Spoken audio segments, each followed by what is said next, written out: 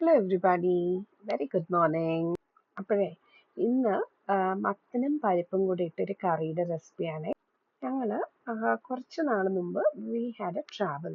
ഞങ്ങളൊരു 7 തൊട്ട് 10 ദിവസം വരെ തമിഴ്നാട്ടിൽ ഒരുപാട് സ്ഥലങ്ങൾ വിസിറ്റ് ചെയ്തായിരുന്നു. അപ്പം അവിടെ പോയപ്പോഴത്തേക്ക് ഒരു സ്ഥലം, I think it is round Chidambaram.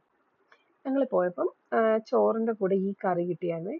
നല്ല വെറൈറ്റി ടേസ്റ്റ് ആയിരുന്നു. എന്നും ഉള്ള സാമ്പാറും രസവും പുളിങ്കറിയും ഒക്കെ അല്ലാതെ ഒരു ഡിഫറെൻ്റ് ആയിട്ടൊരു ടേസ്റ്റ്. അപ്പം ഇടയ്ക്ക് എനിക്കൊരു ചേഞ്ച് വേണമെന്ന് തോന്നിയപ്പം ഞാനിത് ചെയ്ത് നോക്കി. റെസിപ്പി നല്ലതായത് കാരണം ഞാനിത് പോസ്റ്റ് ചെയ്യാണ്. ഇതിൽ ഒരു വേരിയേഷൻ ഞാൻ ചെയ്തത്, ഇതിൽ ശർക്കര ഇട്ടില്ല. അതായത് മധുരം അതിലുണ്ടായിരുന്നു, ഒരു ഇച്ചിരി മധുരം ഉണ്ടായിരുന്നു. ഞാൻ ആ മധുരം സ്കിപ്പ് ചെയ്തു. പക്ഷെ ഇട്ടാൽ അതൊന്നുകൂടെ ടേസ്റ്റ് ആണ് കേട്ടോ.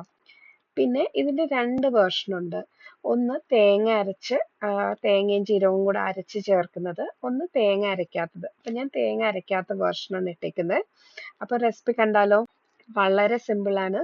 ഒരു കുക്കറിൽ ഇച്ചിരി പംകിൻ കട്ട് ചെയ്ത്, അതായത് മത്തങ്ങ കട്ട് ചെയ്ത് ഇടുക. ആവശ്യത്തിന് ഉപ്പും വെള്ളവും ചേർത്ത് ഒരു സ്റ്റീമർ വെച്ച് അതിൽ കഴുകി വാരി വെച്ച് പരിപ്പ്, സാമ്പാർ പരിപ്പാണ്, അതിലിട്ട് 2 പച്ചമുളക്, കുറച്ച് വെളുത്തുള്ളി, ലേശം മല്ലിപ്പൊടി, കുറച്ച് മുളക് പൊടി, ഉപ്പ്, മഞ്ഞൾപ്പൊടി ഇത്രയും ഇട്ട് ഒരു 2 വിസിലെടുക്കുക.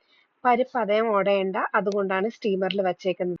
എന്നിട്ട് ഇത് രണ്ടും കൂടെ ഒരു പാത്രത്തിലേക്ക് ചെറുതായിട്ടൊന്ന് ഇളക്കി കൊടുത്ത് ഇതിൽ കുറച്ചുകൂടെ മല്ലിപ്പൊടിയും മുളക് പൊടിയും, വേണേ ഒരു 1/2 സ്പൂൺ സാമ്പാർ പൊടിയും വേണമെങ്കിൽ ചേർത്ത് നല്ല തിള വരുമ്പോൾ കടുവറുത്ത് ഇതിലേക്ക് ഒഴിക്കുക. കടുവറുക്കുന്ന കൊച്ചുള്ളിയിൽ ആണെങ്കിൽ നല്ല ടേസ്റ്റ് ആണ്. അല്ലേ സവാള പൊടിയായിട്ട് അരിഞ്ഞിട്ടായാലും ചെയ്യാം. കറി റെഡി. അപ്പോൾ എല്ലാവർക്കും ഇഷ്ടമായെന്ന് വിചാരിക്കുന്നു. Until next video, bye bye.